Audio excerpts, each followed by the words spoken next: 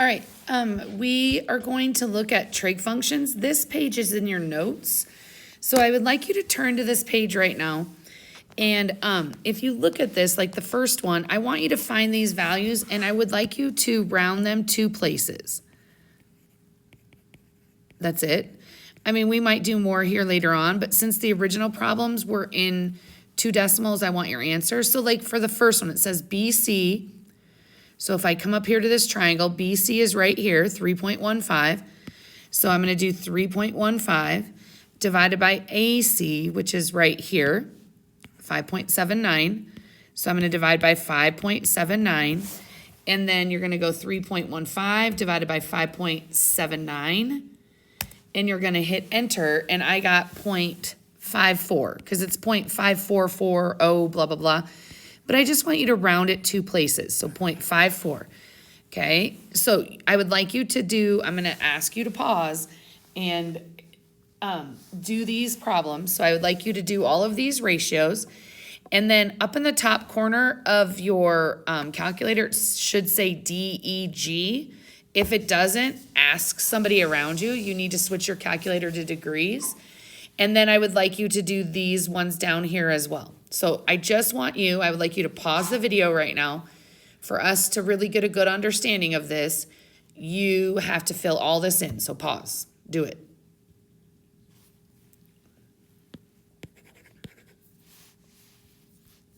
Pause, do it. All right, if you paused, you did it, awesome. If you did not, please do so because, oh,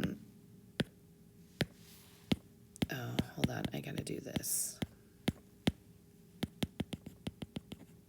Being weird this morning, it won't let me paste. There. Okay, so all the green ones and all the blue ones kind of match each other, so a little bit. They might be off by a decimal, but that's because I probably use rounded values anyway. Okay, so if you turn to the next page, it says using the triangle above and your answers from the front side, state the ratio to find each of the following. So I'm gonna have you guys pause this, but I'm gonna do the sine one with you. So if I look here at sine, okay, sine is 0.48, right? And I was doing of the 28.52, which is this angle right here, just so everybody knows. Okay, and if I match it, 0.48 there, 0.48 there. If I do 0.48, I did BC, which is this side, and I did EF, which is this side, divided by AB,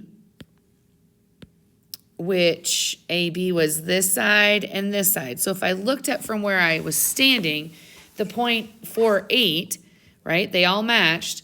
The 0.48 was this side divided by this side, which you guys learned in your past math classes. So using my ratios, I just can see that the sine of the angle is opposite divided by hypotenuse. Okay, so I would like you to do that with the other ones. Okay, I would like you to look at cosine. So if I come back up here, cosine was 0.88, and that was this one, 0.88, and this one, 0.88. And on that one you used AC. I'm just going to keep this. AC, which was this, and DE, which was this. So now I'm talking adjacent, and then I divided by the 6.59. So I divided by the adjacent in the hypotenuse. So this one was adjacent hypotenuse. I would like you to check the other ones. Make sure your calculator is working, especially these ones over here. Pause and do those. Go. Pause. Do them. So when you went back up, you found that the tangent was opposite over adjacent. Okay. The cosecant, that was the one I really wanted you guys to make sure you guys looked at these other ones. So cosecant is 2.09, which is like 2.09 is right there and right there. So it was AB, which was hypotenuse, over BC, which was opposite. So it was hypotenuse over opposite. Okay, double check that. The secant, if you need to pause and look at your worksheet, fine, was hypotenuse over adjacent. And the cotangent was adjacent over opposite. Okay, so you have your 6 trig functions. It asks in this question, how are the sine and the cosecant related? So if I look at the sine and then I look at the cosecant, which is right here beside it, the sine is opposite over hypotenuse and the cosecant is hypotenuse over opposite. So those are reciprocals. Okay. How are the cosine and the secant related? Again, adjacent over hypotenuse, hypotenuse over adjacent. Those are also reciprocals. And then same thing, tangent, those are reciprocals. So they're called reciprocal functions, and we're going to be working with them quite a bit. We're going to graph them and everything. Use the triangle above to explain why you would not do the sine of a 90-degree angle, because you would stand in the angle. So let me just delete these. So when you stand in the angle, which is right here, sine is opposite over hypotenuse, right? Okay, sine is opposite. Well, isn't the leg opposite to my 90 also the hypotenuse? So they're the same leg. So I have a question. What's anything divided by itself? Because you're basically doing the hypotenuse divided by the hypotenuse, which is what? 1. Will you please type into your calculator? Please do this, because these are all going to be ones you have to memorize at the end. Will you take the sine of 90 on your calculator and see what it says?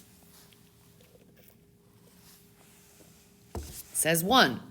So that's why you're not going to be able to find a leg, because you're using the same leg. So you don't have 2 separate legs. You don't have like an opposite and a hypotenuse. They're the same. Okay. Use the triangle on the page before to explain by the cosine of 30.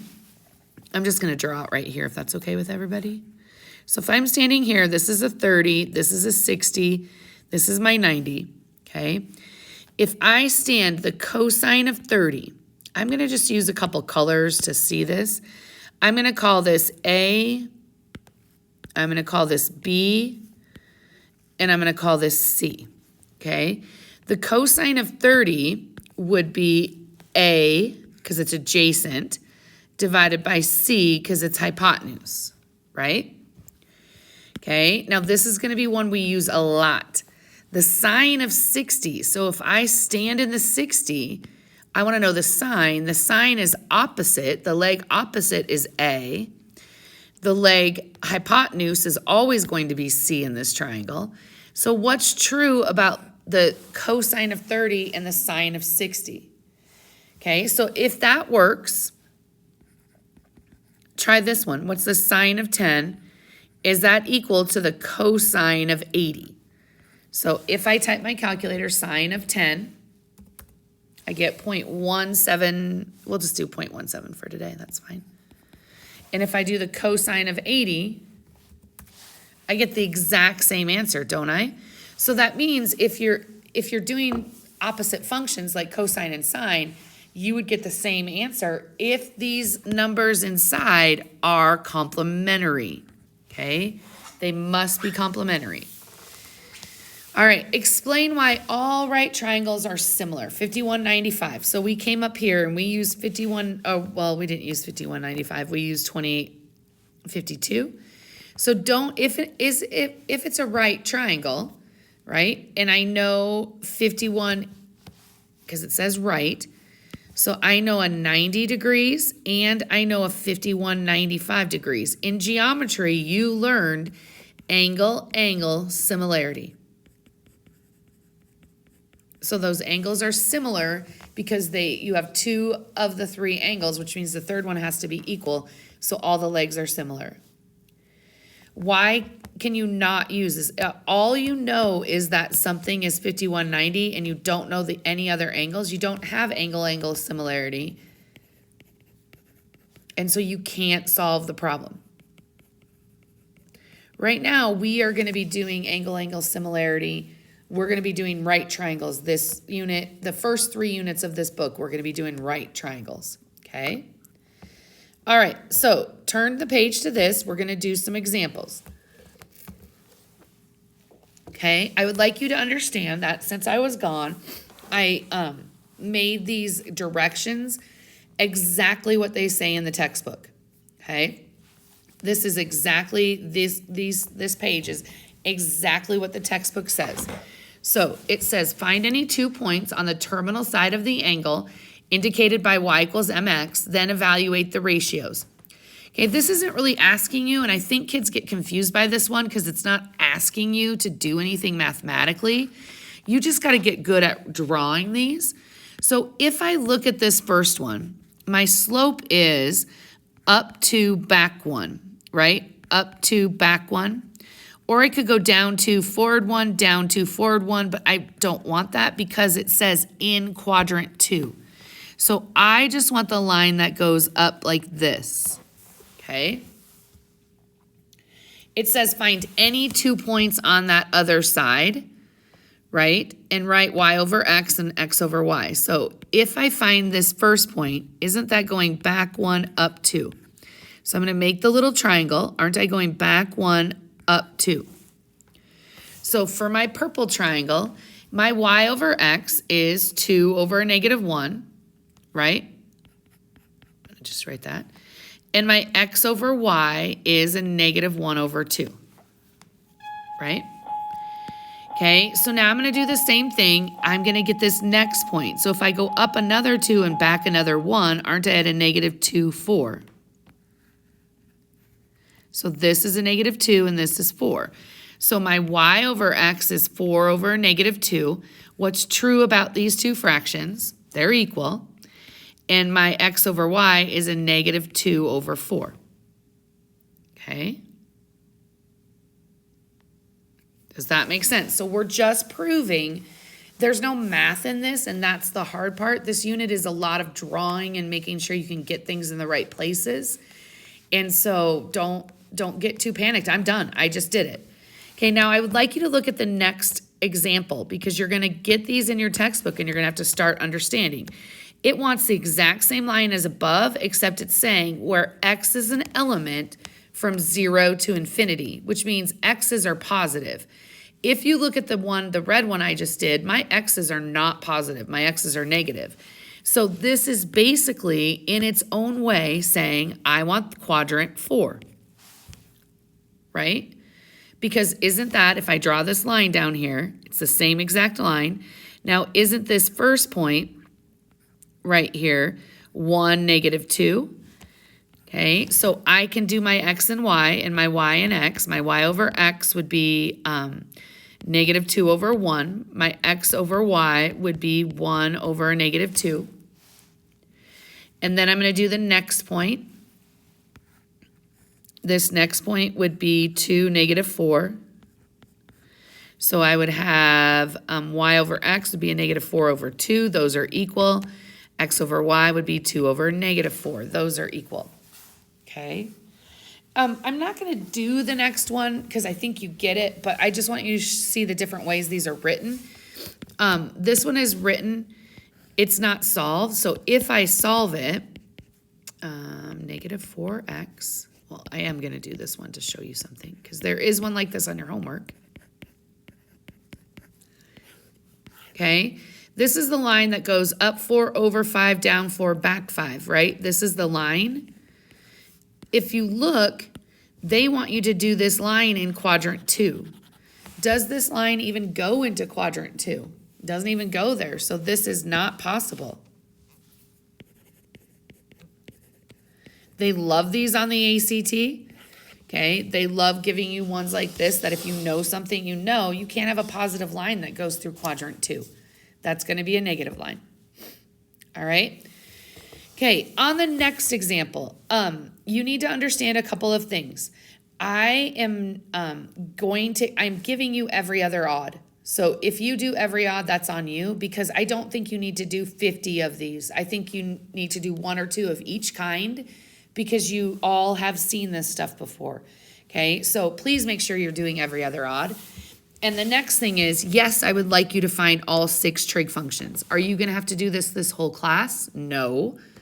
But you are going to have to do it for this section and on this test. Okay, so if I draw the first one, and I just like a drawing, it helps me see it better. I'm saying to go over 7 and up 24. And if I do Pythagorean Theorem, so I'm going to literally go 24 squared minus 7 squared on my calculator. That's a plus because it's good morning. 24 squared plus 7 squared, because those are legs, is 625. The square root of 625 is 25. So do I have all of my legs? Yes. So I'm going to do the sine of theta equals 24 over 25. And I'm going to flip that. The cosecant of theta is 25 over 24. The cosine of theta is 7 over 25. The secant of theta is 25 over 7. Okay, the tangent of theta is 24 over 7, and the cotangent of theta is 7 over 24. Yes, I want you to do all of those. I want you to write all 6. But that is the reason why I'm giving you every other odd. So I don't expect you to do that 72 times on the homework. I think you have to do it 4 times, okay? All right, on the next one, it says -5 and a -5 root 3. I do not want decimal answers, okay? This isn't 5th grade math. I want you to leave it in exact form, okay? So if I'm drawing this triangle, I'm going back 5, and I'm going down 5 root 3. Okay, we just finished a lesson on this. If one of your sides is 5 and the other side is 5 root 3, your legs, what kind of a triangle does it have to be? It has to be a 30, 60, 90. And so because this has to be a 30 and this has to be a 60, which makes this a 10, right? Now you literally can pick up your calculator. If you don't notice that, I'm typing it in right now just to prove a point. Make sure you put the 5 root 3 in parentheses. Otherwise it will blow up. So I just did 5 squared plus 5 root 3 squared, and I got 100. The square root of 100 is 10. So even if I don't notice that, I will still get the right answer. So now I'm going to write my 6 trig functions. The sine of theta is opposite over hypotenuse, so wouldn't that come out to negative root 3 over 2? Okay. We need to talk about this on the very first day of this lesson. I will not, when you flip it, it's a negative 2 over root 3. I will not in this class accept that for an answer. In other classes, when you're getting into calculus and things, you might sometimes leave it, but I want to make sure you understand that you got to rationalize sometimes. So in this unit, you're going to have to rationalize. So this would be negative 2 root 3 over 3. Okay. My next one is my cosine. My cosine is adjacent over hypotenuse, which is a negative 5/10. So I'm going to write negative 1/2. And my secant is a negative 2, because when you flip it. And then finally, my tangent is opposite over adjacent. So that reduces to root 3. So when I flip that for my cotangent, I get 1 over root 3. So you got to rationalize it, which is root 3 over 3. Okay? So yes, I do want them simplified. All right, on the next one, yes, you're going to have some that are fractions. You have a stinking calculator. You're okay. You can do fractions. Okay, this one is going over 3/4 and up a negative 7. Oh, up. Good morning. Down a negative 7/16. So I have a calculator, so I'm going to do parentheses. 3/4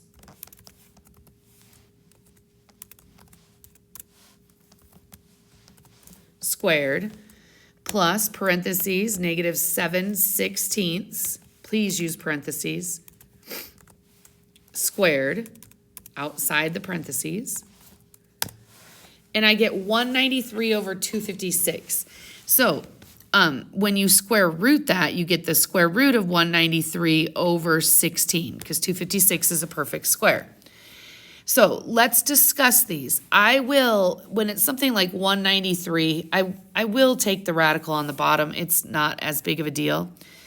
But let's discuss this. So you have the sine of theta and that's opposite -7/16 divided by hypotenuse, which is a -193 over 16. When you multiply by fractions, I would not use a calculator on this. It's going to be crazy. When you multiply by fractions, you multiply by the reciprocal. The 16s cancel, and you get a -7 over the square root of 193.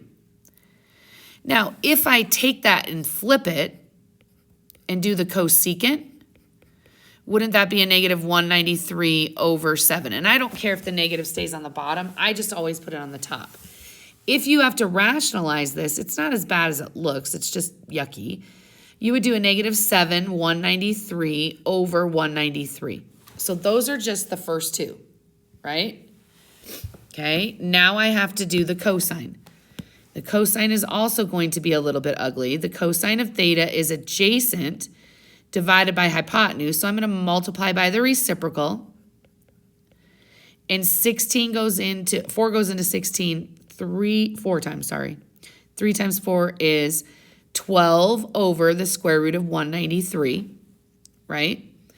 So I'm going to do the secant first, because if you flip it, then it's easy. And then I'm going to rationalize. So this is 12 root 193 over 193, right? Those are ugly. You need to practice these. This is what is on the ACT. This one I'm going to erase the triangle is y over x. So wouldn't that be 7/16 divided by 3/4? So y over x, my tangent, would be -7/16 divided by 3/4. So I'm going to multiply by the reciprocal. 4 goes in there, so my answer is a -7/12. And then when I flip it, it would be a -12/7. And again, I'm okay if you do 12 over a -7. I do not care, but I always am going to put my negative sign on the top. Okay? All right, so if you need to pause there, take a look at it, get yourself caught up. This is what your every other odd is going to look like. On the next one, it says graph each linear equation, state the quadrant of its transverse. So then pick one point on the line from each quadrant and evaluate the 6 trig functions. Okay, so I'm going to do this one right here. This one doesn't work out too terribly, and then I'll do the other one underneath. So if I graph that line, I'm going up 5 over 12. Or I could go down 5, back 12. Does everybody agree this is what my line looks like, right? Okay, so I'm going to pick a quadrant, and I'm going to answer the question from the quadrant. So if I'm in quadrant 1, and it just wants me to do sine, cosine, tangent, wouldn't a triangle on this line be, I'm going up 5 and over 12, so I'm going to do my Pythagorean Theorem. 12 squared plus 5 squared is 169, square rooted is 13. So this one is not horrendous. This isn't like those ugly ones we just did. So the sine of theta would be opposite over hypotenuse. The cosine of theta would be adjacent over hypotenuse. And the tangent of theta would be opposite over adjacent. Yes? Okay, so those are my 6 trig functions for that, 3, and it just wanted 3. Okay, now it wants you to do the other side. So wouldn't I also have a point here? And wouldn't this be a -12, a -5, but when you square, you're still going to get a positive 13. So when I do this problem, the sine of theta is opposite over hypotenuse. So my numbers are the same, but the signs are different. The cosine of theta is adjacent over hypotenuse. The numbers are the same, but the signs are different because I'm going back instead of forward. Okay, the tangent of theta is opposite over adjacent, but doesn't a negative and a negative make a positive? So then isn't this really 5/12, which is exactly the same because they are on the same line. So their tangents will be the same, but the signs on the sine and the cosine are different. So I would like you to pause right now, and I would like you to try the next one, just the sine, the cosine, the tangent.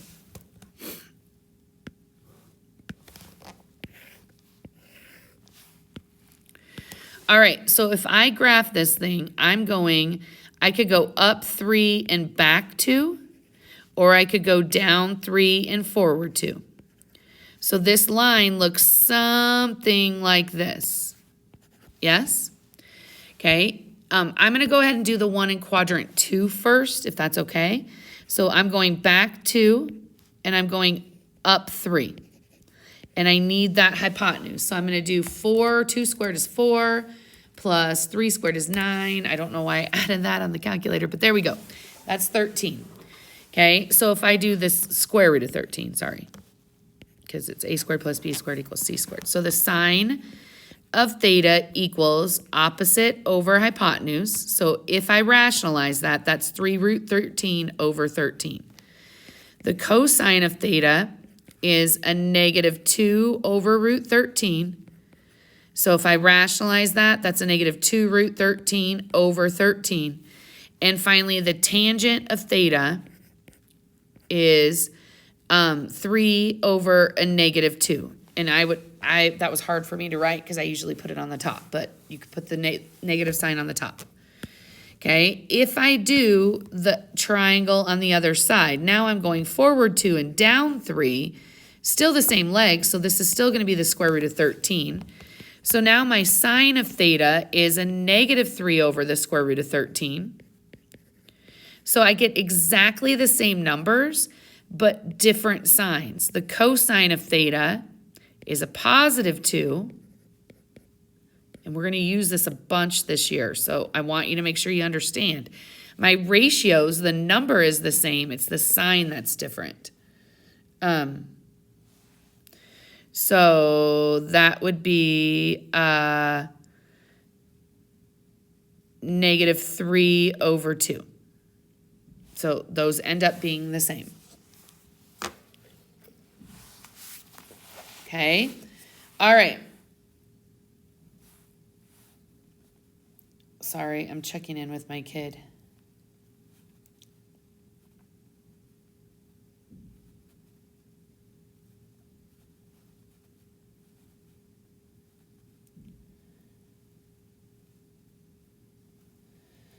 Okay.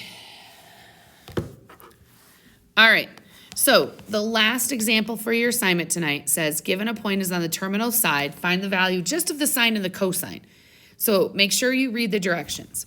Okay, this one I don't need all 6. On the terminal side is in quadrant 2. And coincident just means that it follows that green dotted line. This green dotted line here, whenever they use the word coincident, that's a coincident line. So if I were to draw this, let me draw the coincident line, the green dotted line. I'm going up 12, back 5, or down 12, forward 5. This is the coincident line, okay? Don't get all hung up about wording. It's just saying that's the line that goes through there. But I want in quadrant 2, so I want this right here, which is up 12 and back 5. And we've done that one already, isn't it? 13, right? So 25 plus 144 is 13. So my sine of theta is 12 over 13. And my cosine of theta, because that's all it asks for, is a negative 5 over 13. Okay? Now, the next question is the exact same coincident line, but they want you to now go into quadrant 4. So aren't I going to, once you catch on to this, aren't my answers going to be exactly the same, except now, instead of going up 12, I'm going to go down 12. Instead of going back 5, I'm going to go forward. So now my sine is going to be a negative 12 thirteenths, and my cosine is going to be a positive 5 thirteenths. Okay, so this assignment, this is just kind of having you write. You're not doing any math. You're just drawing them and getting correct signs, which is going to be really important because later on in this book, we're going to get on a plane and be flying to Florida, and if you do trig wrong, you're going to land us in Alaska. And I'm going to be really mad if I was getting on a plane to Florida. So you got to really be good about those directional signs. All right, so your homework is on that sheet. Good luck.